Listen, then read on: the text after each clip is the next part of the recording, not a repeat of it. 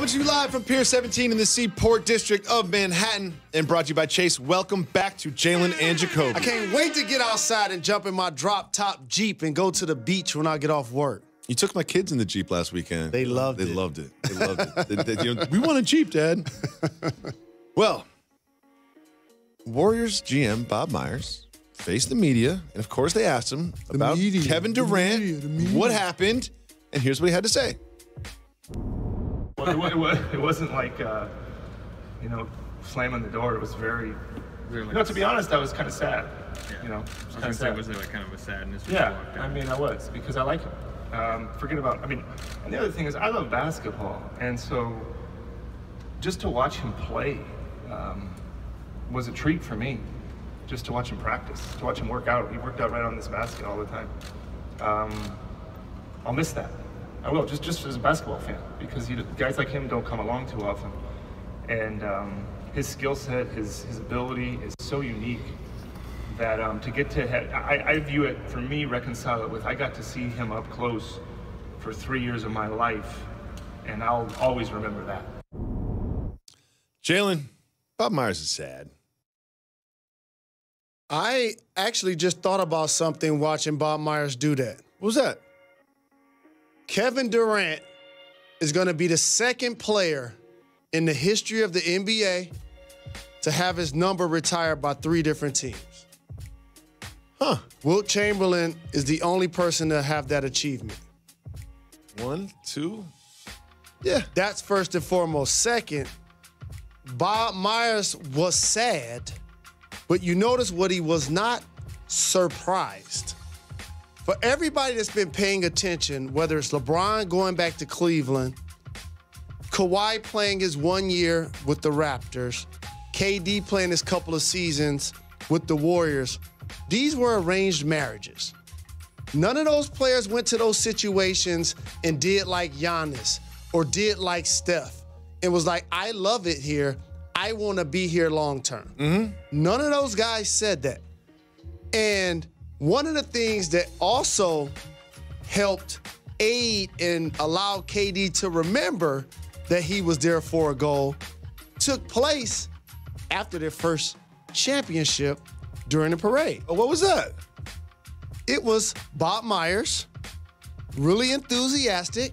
Everyone feels good. Celebrating the championship. Oh, yeah. Maybe some drinks were involved. And I'll show you what he had to say about KD. Let's check it out. And then I heard you tell Kevin Durant he can have whatever contract he wants next year. Yeah, that was just for the media. He can't have anything like that at all. Mid-level. Yeah, mid-level, behind closed doors. Because I think last year he told Steph he could have any contract he wants too. Yeah, so well, yeah, that was different. He's been here from the run, the way before days. He's earned it.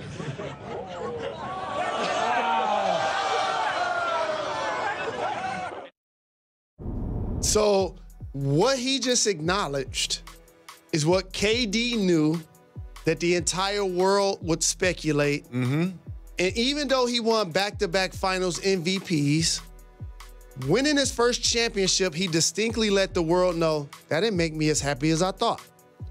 After winning the second championship, he seemed even more unhappy.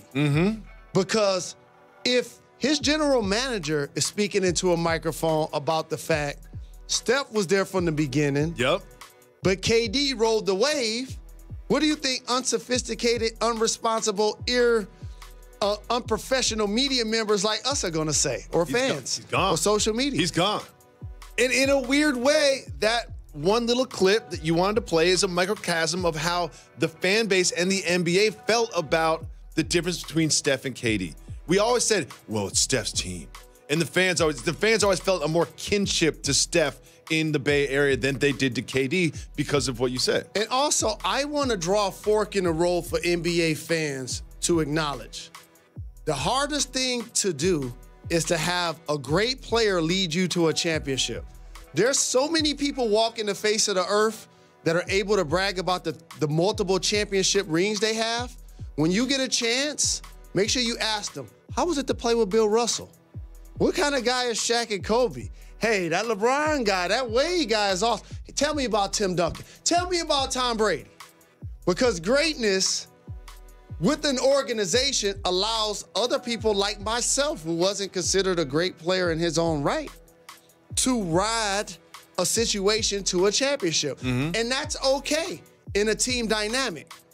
But when you're Paul George, when you're Anthony Davis, we understand that you tried to be the best player on a championship team, but you're not an all-time great player. But when you're Kevin Durant, people expect you to be an all-time great player because we're comparing you to LeBron. We're saying that you might break the scoring title. So there's just a different level of Hall of Fame that exists amongst these guys that are all going. So for KD, he now has to prove that I can be the best player on a really good team. To himself. KD still got something to prove? To himself. I thought we were done with this. I thought he had proved it. To himself. This has nothing to do with us. I'm good with KD. I'm good with him now. He doesn't have nothing to prove to me. To himself. I was a person talking on ABC saying that he should not play in a game 5 because his team is down 3-1 and he wants to prove something to the peanut gallery. I would not perform. The workout didn't go well. That was the reason why he went out there, Jacoby. There's still something that he wants to prove. Now teaming up with Kyrie and the Nets, when he returns from injury, let's see if he's able to do that to the man in the mirror.